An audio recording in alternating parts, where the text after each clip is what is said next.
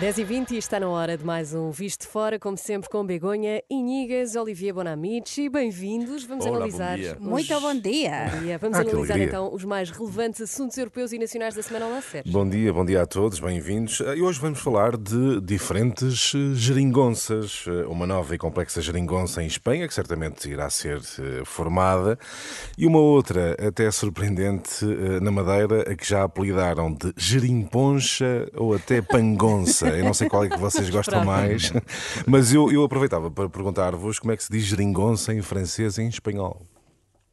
Olivier?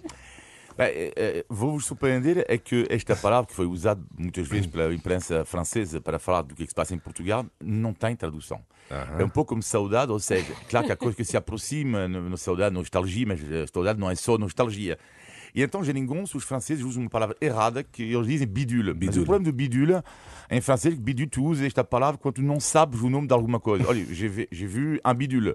Bidule é uma coisa qualquer que eu vi. Sim. Mas não é isso, é uma geringonça. Exato. E, portanto, mas a dificuldade, acho, vai dizer, de traduzir geringonça é que até em português, na base é uma coisa mal feita, não é? E depois, ao longo do tempo, passou a ser algo diferente. Porque, afinal, esta coisa de mal feita durou 6 anos, não é? Não, mas isto... É uma apreciação. E, portanto, exatamente. E, portanto, não é assim tão fácil a traduzir, pelo menos em francês. Muito bem, então não há expressão em francês para geringonça. Não há, propriamente, para explicar Ok. esta palavra geringonça para se aproximar o melhor possível. E em espanhol? Em Begonha? espanhol Geringonça. também não. Porque esta palavra, eu lembro que quando era correspondente, foi utilizada muitíssimo por todos nós, não é? E tínhamos de explicar, eu lembro nos meus artigos do Lago de Galicia e na cadena COPE, de explicar aos ouvintes que acontece que os contertulios, os analistas da actualidade, é muito engraçado, sabe como nós os espanhóis pronunciamos, não é? Portanto, dicen geringonça e assim, mas utiliza-se mesmo a palavra com a pronúncia espanhola e precisamente estes días, e vamos a falar da actualidade española de aquí a nada, estes días que estamos no Parlamento de Madrid con estes pactos, oia, que há novidades, que se callar non a estes pactos esta seringonza, mas iso falaremos. Mas estes pactos, estes acordos á esquerda, xa se chaman por moitos analistas geringonça. Geringonça. Isso é um estrangeirismo, portanto, em Espanha, não é? Muito bem. Aqui fica geringonça, expressão ou palavra que não tem tradução em como francês saudade.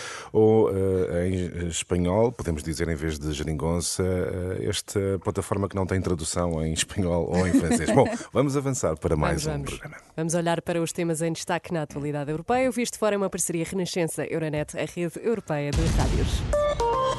Euronet Plus. Mas perspectiva-se uma nova geringonça liderada pelos socialistas espanhóis, porque o Partido Popular não conseguirá formar maioria. Apesar da vitória eleitoral, Núñez Feijóo não consegue os votos necessários para a investidura como líder do governo. Falhou a primeira votação. Mas o que pergunto, Begonha, é o que é que perspectivas daqui para a frente e se de alguma forma, apesar de não conseguir os votos necessários, se o líder do Partido Popular ganhou pontos nesta questão.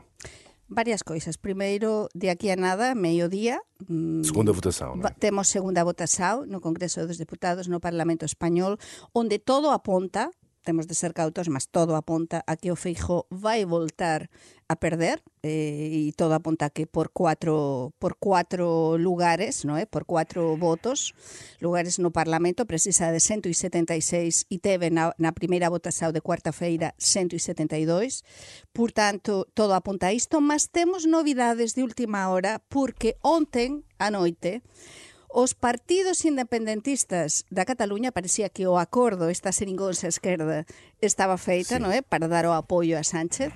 Mas que acontece? Que todos os partidos independentistas da Cataluña, estamos a falar de Junts, que é de centro-direita, estamos a falar de Esquerda Republicana de Cataluña, que é de esquerda, e da CAP, que non ten asento parlamentar en Madrid, mas sí no Parlamento da Cataluña, xuntáranse, fixeran un manifesto no Parlamento de Cataluña a dizer e exixir ao goberno ao Sánchez que eles só apoyaran a investidura de Sánchez se alén da amnistía, de se aprobar unha lei de amnistía, tamén se celebra outro referendo para decidir a independencia de Cataluña. O que é que tu esperas de Pedro Sánchez perante isto? Os socialistas xa dixeran, a primeira reação foi que non van aceitar así, Sí. isto por isto, que as negociações continúan e que non se pode, digamos, exixir isto así, non é? Que as negociações continúan, mas que eles non van a aceitar en principio así estas condições. Por tanto, aquí pode acontecer, se están os analistas españois a destacar hoxe de mañá, que pode acontecer de todo e dizer, as negociações agora se tensou a corda, non é? Sí. Por tanto, esta tensar a corda pode ser para tentar baixar depois a tensao. É dizer, aínda pode haber acordo esta seringonza, non é? Tamén cos independentistas vascos. Mas, a día de hoxe, é máis probável do que na cuarta-feira pasada que vayamos a eleições, a umas novas eleições em Espanha. Muito bem, portanto, o mais provável neste momento é imediatas novas eleições e não o Partido Socialista conseguir uma maioria que permita formar governo. Eu já volto a ti, Begonha. Como é que tu olhas, Olivier, para todos estes desenvolvimentos da política espanhola? Sim, uma situação muito complexa. Eu acho que vai ser complicado fugir a novas eleições. Eu diria que há, para mim, dois homens que estão a fazer um jogo perigoso. Bem, são os dois protagonistas, afinal. Que Feijóo, por um lado, é um fracasso a curto prazo. Ele não conseguiu conseguir o consenso, sobretudo do eleitorado mais moderado em Espanha. E, além disso, ele acabou, definitivamente, para mim, com o cordão sanitário. Ou seja, quando ele diz que representa ele 11 milhões de votantes, ele inclui hoje em dia os eleitores do Vox e, para mim, é uma nova fase da direita espanhola que neste momento já não tem vergonha nenhuma em ter os votos da extrema-direita. Mas, cuidado, é o fracasso para mim a curto prazo de Feijóo, mas eu acho que Pedro Sánchez também faz um jogo perigoso, que é o fracasso a médio e longo prazo. Que é, ok, Pedro Sánchez vai ter uma possibilidade agora de negociar. Cuidado com ele, porque taticamente é um grande político, um pouco como António Costa.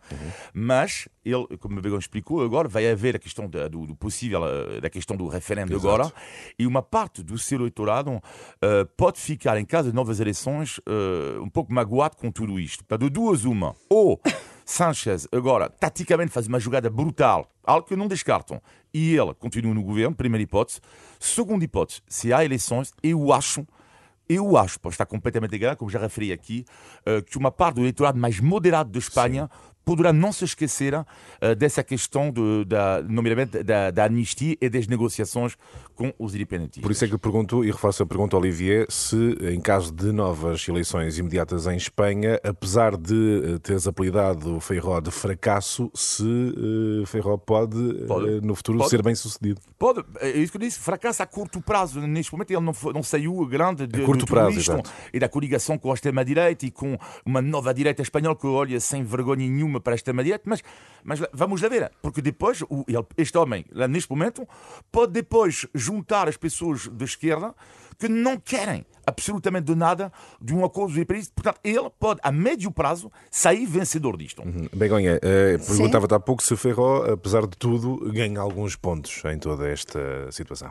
Vamos ver, a actualidade española é imprevisível, por iso é tan interesante neste visto de fora, non é? Cando non ten nada a ver coas persoas é moito interesante porque está a mudar por momentos. Lembremos que isto pode mudar dun día para outro, cada día é algo diferente. Mas Feijóo, desde o meu ponto de vista, sí que gañou pontos. Primeiro, o debate parlamentar, ele ten moita experiencia parlamentar, no Parlamento da Galiza, no? Esteve 11 ou 12 anos como presidente da Autonomía da Galiza e demostrou, eu penso que o Feijóo demostrou que é unha persoa de centro, realmente, e demostrou que está a procura de encontrar ese lugar de centro, mas claro, ele está colado, lóxicamente, a Vox, porque ten os apoios de Vox, mas xa dis, conseguiu unha cousa moito importante, e é a alianza da Vox, e eles se comprometeran a que non entrarán no goberno. Van a apoiar a Feijóo, mas sin entrar no goberno. Mas que acontece aquí? Acontece que é verdade que no caso dunhas eleições anticipadas há moitos votantes, e están a dizer as sondaxes, mas as sondaxes, como se viran todos, tamén se enganan, e enganase moito en España, mas sí que é verdade que há moitas persoas, segundo as sondaxes, que votaran no Partido Socialista e que non perdoan agora o Pedro Sánchez agora se avanzar con a amnistía, se avanzar co referendo. Por tanto, no caso de eleições anticipadas, sí que o Pedro Sánchez vai perder bastantes votos. Por iso, Por iso, e o que dixía Olivier é certo, o Pedro Sánchez é unha persoa que sabe xogar moito ben as súas cartas, non ten ningún tipo de limite, e iso é o que demostrou até agora e por iso é moito perigoso. Por tanto, ele vai facer todo por todo por conseguir este acordo. Non sabemos, a xave de todo isto é saber até que ponto, até que limite ele está disposto a chegar. Veremos então os próximos capítulos desta novela política espanhola, hoje com mais um episódio. Certamente Feijóo não irá conseguir novamente os votos necessários para a investidura. Vamos olhar agora para outro tema europeu de enorme relevo, a visita do Papa a Marselha, com um discurso muito forte, a falar das migrações, da tragédia dos migrantes. O Papa condenou em Marselha o trágico descarte da vida humana e sublinhou que o Mediterrâneo não pode ser um túmulo, tem que ser um mar de paz. Olivier, achas que na Europa as palavras do Papa não estão certamente a ser seguidas, mas que impacto poderá ter este discurso forte do Papa na política europeia quanto às migrações? Paradoxalmente, o discurso do Papa agrada muito mais, neste momento, eu diria, as pessoas que, se calhar, não estão completamente ligadas ao catolicismo. Ou seja, isto é o paradoxo, que é, ele mexe, neste momento, o Papa, com a sensibilidade de muitos católicos. É, na minha opinião, uma realidade e, quando refiro aos católicos, refiro-me aos católicos de extrema-direita. Porque é preciso não esquecer que, sobretudo na liderança europeia dos partidos de extrema-direita, muitos são católicos e assumidos. O caso de André Ventura, o caso da senhora Meloni, o caso da extrema-direita francesa. Portanto, só que a questão é que eles não se revêem neste Papa. E, aliás, o André Ventura tinha dito uma frase que reencontrei esta manhã no Diário de Notícias. Sim. O Papa Francisco não tem prestado mau serviço ao cristianismo. Ora, a opinião dele é interessante porque ela reflete a opinião de uma extrema-direita hoje em dia, que acusa, de uma certa forma, o Papa Francisco de fazer demasiado político. Ou seja, de uma certa forma, para ele faz sentido dizer isto porque, ele, de facto, como ele tem um discurso pró-migrantes, e a extrema-direita não tem, como é óbvio, uma posição pró-migrantes. Bom, agora, esta acusação do Papa Francisco de fazer político, mas primeiro pergunto eu, mas os outros papas não faziam político? Certo. O Papa, os anteriores, João Paulo II, Bento XVI, não faziam, não mexiam. Aliás, com a política, mexiam. Aliás, no final do século XXI, o Papa João Paulo II é olhado como uma das grandes figuras. Portanto. E além disso, é preciso nunca esquecer algo. O Papa Francisco nunca disse, que a Europa, o Ocidente, vamos dizer, a Europa, neste caso, tem que acolher 15 milhões de migrantes. Nunca. Onde é que está esta declaração? Nunca disse isso. O que ele diz, e está no papel dele, é que temos que ter um pouco de humanidade nesta história toda. Ele está no seu papel. Ou seja, o papel dos políticos depois é... E ele próprio disse que, claro que as condições de acolhimento são complicadas, mas o Papa Francisco não está no papel dos políticos, não é?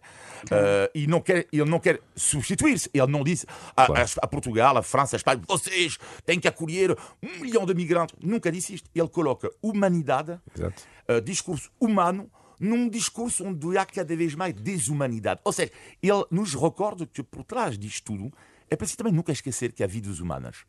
E por isso que ele está, na minha opinião, no seu papel. Acreditas, Begonha, que a Europa vai ao encontro, ou estará a ir cada vez mais ao encontro das palavras do Papa? Ou não? Ou tens muitas dúvidas? Pois não, porque temos as notícias desta semana, de ontem, que na Europa non se chegou a un acordo. Temos que na Europa non se chegou a un acordo en Bruselas precisamente con o tema dos migrantes. Falábamos semana pasada na Antevisao desta visita do Papa a Marsella, da importancia que era, eu dicía, que a Europa estivese unida e fose da mao. Neste caso, pois xa se demostrou que a Europa non conseguiu chegar a un acordo con o tema dos migrantes. Por iso, as palabras do Papa Francisco son tan importantes, tan necesarias, porque ele está por cima do que é propiamente o poder legislativo.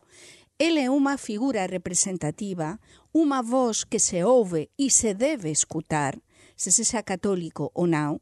Por isso, ele junta o presidente Macron nessa viagem a Marsella, que é um ponto decisivo com muitos migrantes, muita migração ao longo das últimas décadas, e aliás da África. Portanto, as suas palavras são necessárias. Tem de haver uma voz crítica que diga coisas que às vezes os próprios políticos não gostam de ouvir. Os políticos estão para legislar, mas ter ao pé uma figura incômoda que lhes está a dizer as coisas que lhes deve dizer não é cômodo, mas é necessário, porque o Papa Francisco converteu-se na voz dos oprimidos, na voz do povo. E assim deve ser, não é? Porque Jesus Cristo, que é o que defendia? Era a voz do povo. Exatamente. Então, é normal que ele atuesse. Há uma citação inacreditável que eu vi acerca diz que o Papa mexe com o eleitorado, com a extrema-direita em geral. Sim. Um membro da extrema-direita do Partido Reconquista, um partido da extrema-direita, ainda mais à direita que o partido de Le Pen, diz algo inacreditável, achei, mas interessante ao mesmo tempo. Ele diz, após a vida do Papa, ou durante, o Evangelho diz de facto, diz ele, que devemos amar o nosso próximo, mas o Evangelho não diz se devemos amar esta pessoa na nossa casa ou no nosso país. E quando eu li isto, quando eu ouvi isto, eu pensei, uau! Meu Deus! Uau. E de facto, é lá que o Papa serve, não é? Para colocar um pouco de humanidade disto. E depois os políticos, cada país terá a sua política migratória. Mas quando alguém diz algo assim, da interpretação do Evangelho, sim, podemos amar o nosso próximo, mas que o próximo tem que ficar muito longe. Não, mas enfim, é uma contradição. É uma interpretação, pronto, na minha opinião, errada. Cada um terá a sua interpretação. E os políticos, tantas vezes, ficam longe da realidade. Que é preciso ter alguém como o Papa Francisco que fique ao pé da realidade. E então que diga quais é que são os problemas e que é o que se deve fazer para proteger aos mais desfavorecidos. Realidade e humanidade são as expressões que traduzem de facto a viagem do Papa Francisco a Marselha, onde falou uma vez mais, é uma das preocupações centrais do pontificado, a questão das migrações. O nosso tempo está a avançar, analisamos os assuntos europeus, vamos avançar para os assuntos nacionais. O Visto Fora é uma parceria Renascença-Euronet, a rede europeia de rádios. Euronet Plus. Milano. Zagreb. Bruxelas. Sofia. Riga. Euronet Plus, a rede europeia de rádios para compreender melhor a Europa. Na Madeira formou-se algo que não tem tradução em espanhol ou em francês, uma nova geringonça, a quem já apelidaram de gerimponcha ou pangonça. Eu não sei qual é que vocês gostam mais, refaço a pergunta, mas a questão é igual. Gerimponcha. Gerimponcha, muito bem. Com a pronúncia da Madeira. Com a pronúncia da Madeira, que não vamos... Mas sem um efeito, sem um efeito. Sim, isso é outra coisa, muito bem. Mas efeito político pode vir a ter. Que ilações, Olivier, podemos tirar desta geringonça madeirense com o PSD, o CDS e o PAN? Eleições podemos tirar à escala nacional. Será que é replicável? Pode ser repetido noutras eleições nacionais? Eu acho que não pode ser repetido. Porque cada eleição é uma eleição. E hoje em dia vemos claramente em cada país que, a partir do momento em que se procura uma aliança, podemos falar com quase toda a gente. Repito, quase toda a gente. Eu percebi o quase. Sim, exatamente, mas é com quase toda a gente. Em função da cor política de cada um, não me refiro às minhas ideias, estou a referir a quase cada um. Quando a Alemanha, por exemplo, há acordo entre os liberais, os verdes e o SPD, na Bélgica nem se fala, na Itália foi a loucura da Itália, na altura era quase todos os partidos da extrema-esquerda até a extrema-direita, portanto era quase isto, da esquerda, aliás, porque a extrema-esquerda em Itália já não existe, mas até a extrema-direita. Portanto, tudo é possível. Agora, o que é muito curioso, de facto, é ver como é que esta questão do PAN... Eu vi muitos comentários que o PAN era chocante, e a atitude do PSD na Madeira era chocante. Eu não estou a ver onde é que está o choque ali. É claro que a Madeira podia, o PSD da Madeira, ter negociado com a Iniciativa Liberal, mas a Iniciativa Liberal era, entre as propostas, a baixa de impostos, o que implica, claro, uma mudança, uma medida forte. versus as medidas do PAN. Eu analisei um pouco as medidas do PAN e entre as medidas vejo a vacinação gratuita dos animais. E então a minha pergunta é... Não, eu sou a favor desta medida, não é essa a questão. A questão é que, fechando os olhos, quando eu li as 10 propostas do PAN, para mim, podia ser uma proposta do PSD ou do PS. Sem problema nenhum. Ou seja, uma aliança, quando ela é feita assim também, a mim ela não me choca. Não me choca. Agora, ela poderá chocar uma parte do eleitorado do PSD. Mas encaras com total normalidade esta... Não, são medidas. Estas medidas do PAN, as 10 medidas do PAN, eu acho que fazem uma sondagem na rua. Se tu não dizes que é do PAN, 90% das pessoas poderão estar de acordo com estas medidas. Portanto, foi isso que o PSD fez. Fazer uma aliança. Agora, dizer que tudo isto vai ter uma consequência a nível nacional, eu acho que não. Então eu faço-te, Begonha, a pergunta de outra forma. Isto provará que o centro-direita pode constituir uma alternativa sem o Chega a nível nacional? Será que as eleições na Madeira demonstram isso? As eleições na Madeira sempre são diferentes. É dizer, a Madeira vai por livre e sempre foi por livre. E então, durante moitos anos, como saben todos os nosos ouvintes, há cuantos anos está a gobernar o PSD, non é?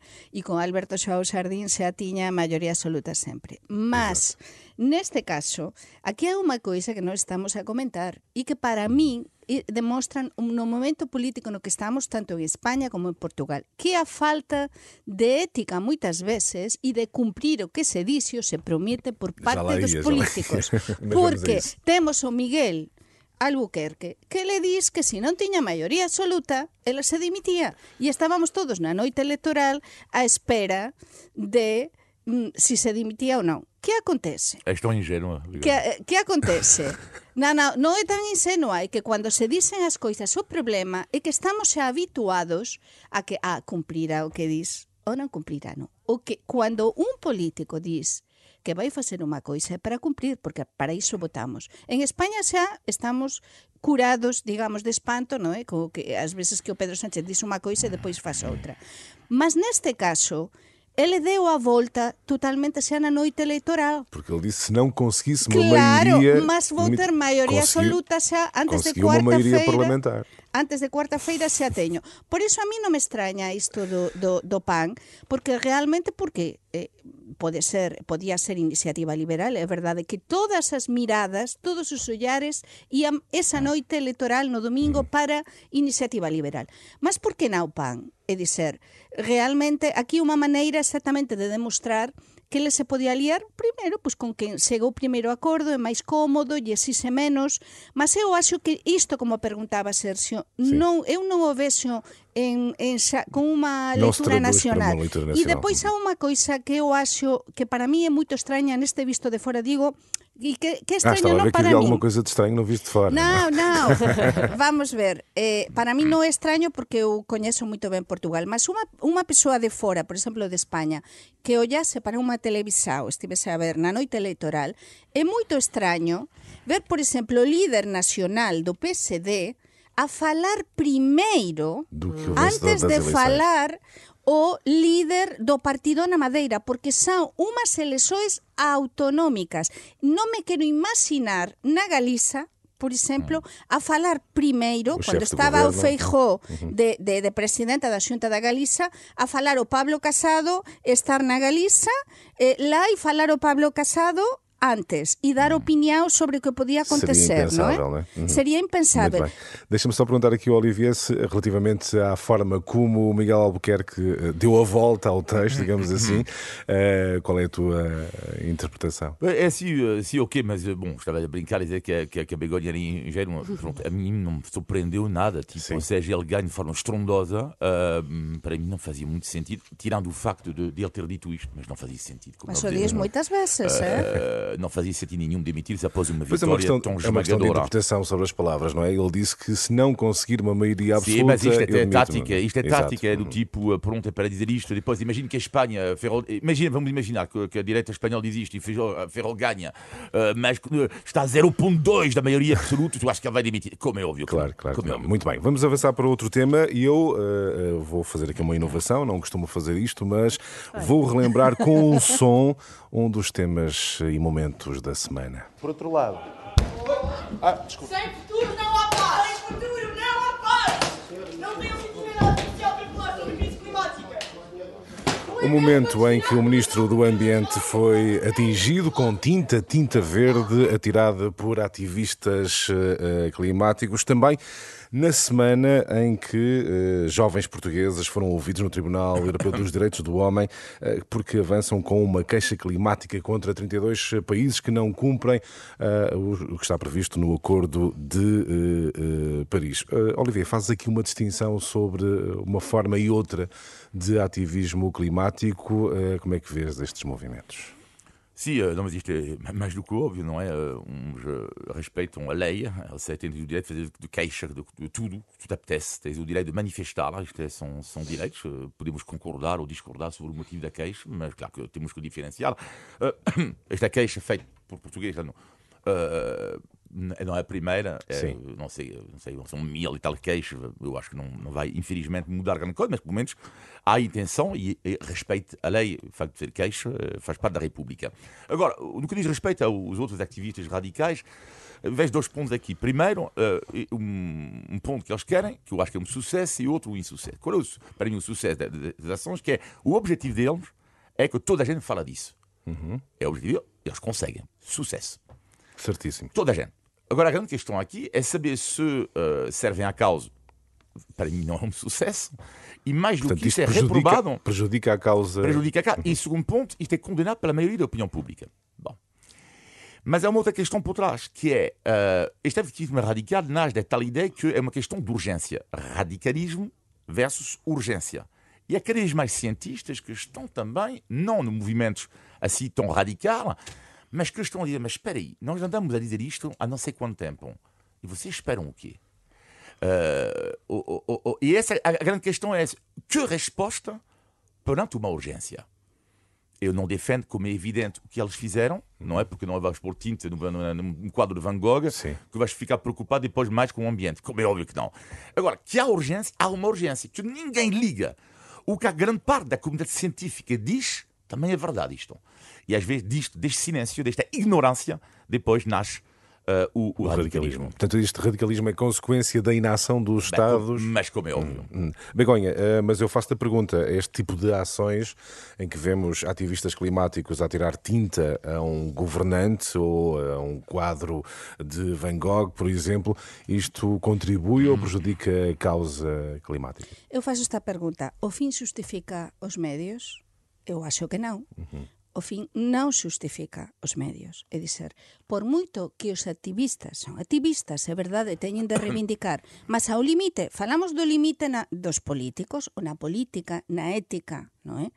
No profesionalismo, na verdade. Pois os activistas tamén teñen de ter un limite, é dizer, poden protestar de moito xeito, poden ter imaginação, facer as xoes que posan ter un moito impacto nos media, non é? Mas non tirar a facer isto contra un político, non é? É dizer, non se trata disto. Que é unha urxencia? Temos, claro que sim. Estamos com uma urgência climática, mas isto não é a maneira. O Olivier estava a dizer que há uma forte inação, e isto é consequência da inação dos Estados. E há quem defenda que agora, perante essa inação, só mesmo o radicalismo é que resolve. Pois eu acho que non, porque entón por esa razón tamén só é o radicalismo que resolve os asuntos políticos, por exemplo, non é? E non é así.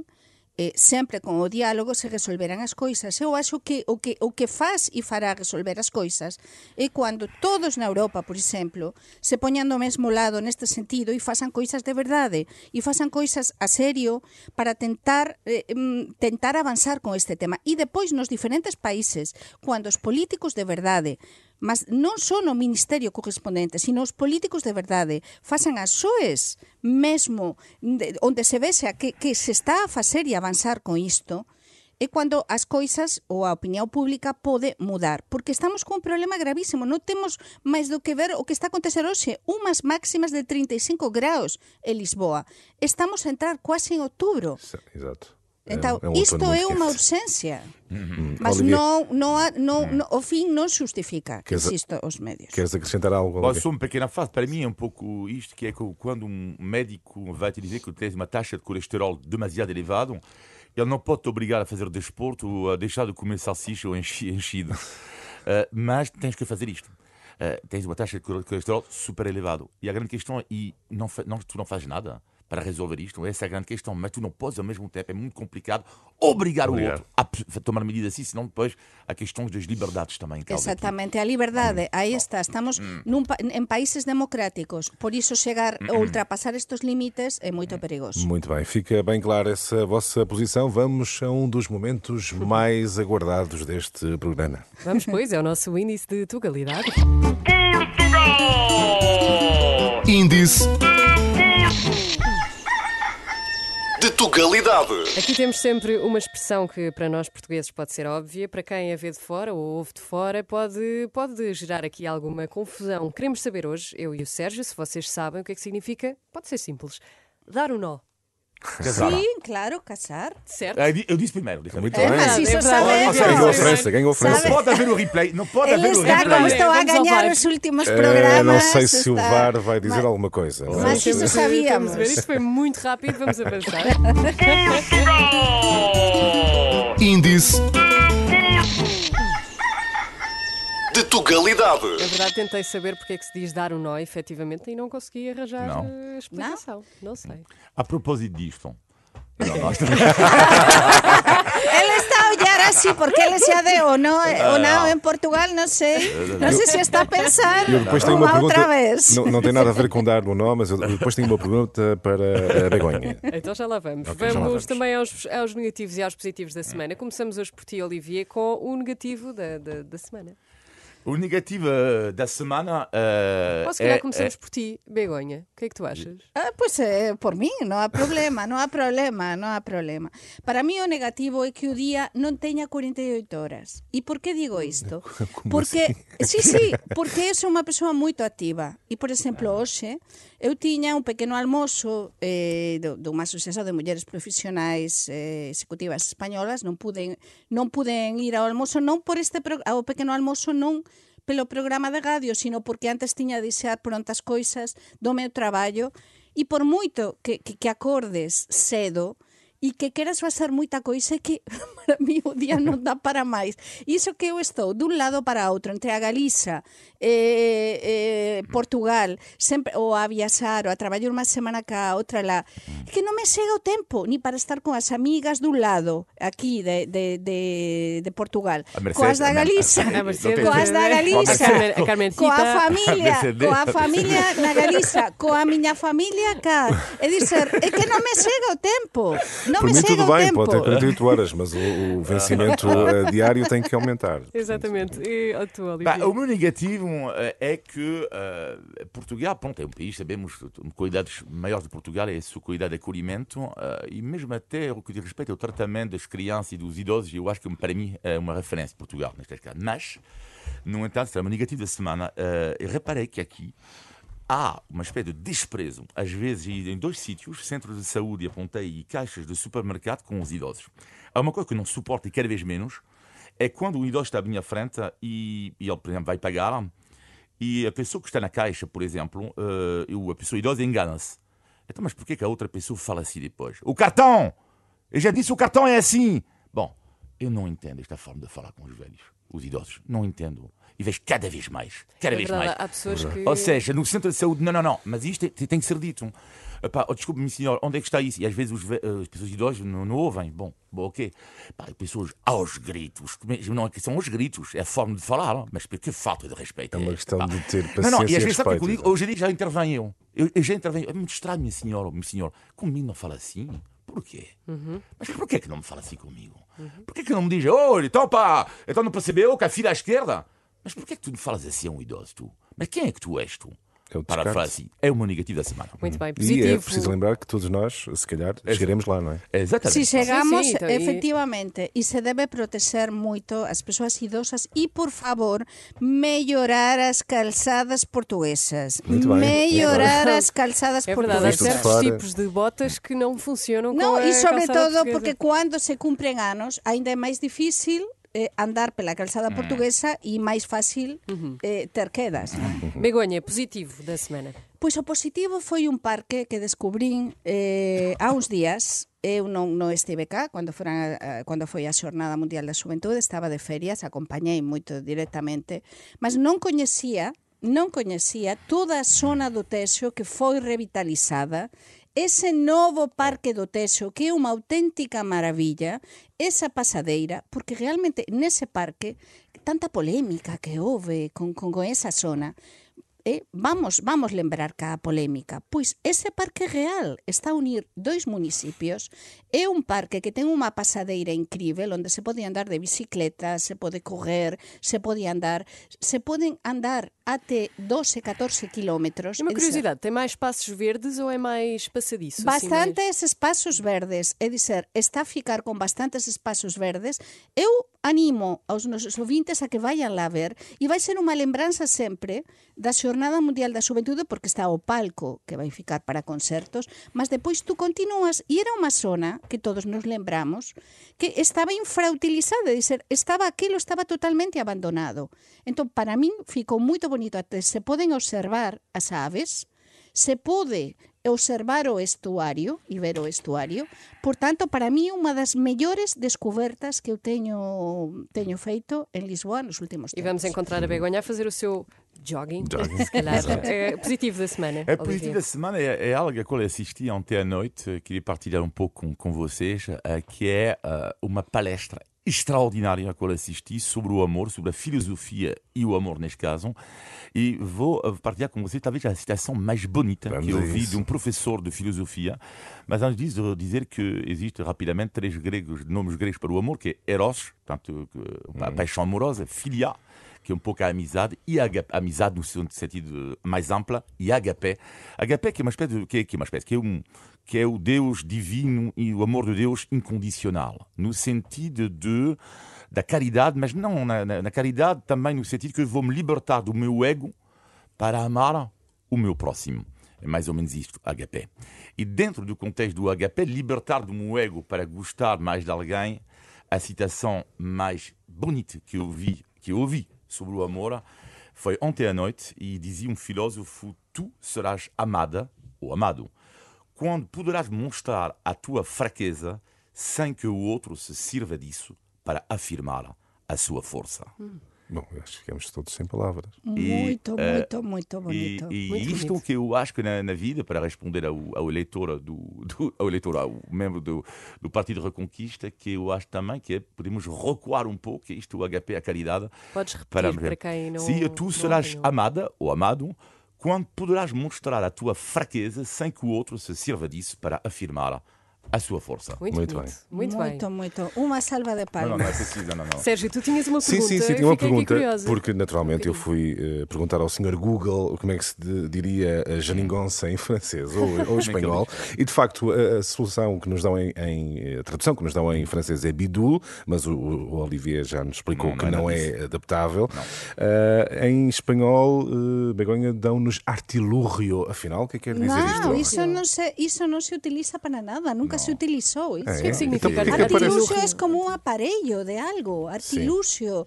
Um artilúcio, por exemplo, terrorista. Um artilúcio para uma maneira, algo para procurar uma solução. Mas eu tenho ideia que a geringonça, em português mesmo, no sentido literal, também é uma espécie... Uma máquina esquisita, não é? Mas em Espanha isso nunca se utilizou. Não se diz um artilúcio para chegar a um acordo. Não? Muito bem. Temos de terminar, mas estamos de volta na próxima sexta-feira, depois das 10. Sempre bom ouvir-vos, e para quem nos ouve também, pode ouvir em podcast Begonha e Nigas, Olivia Bonamici, Visto de Fora com Sérgio Sérgio Costa. Pode ser. De volta na próxima sexta-feira. Bom fim de semana. Até lá. Bom fim de semana.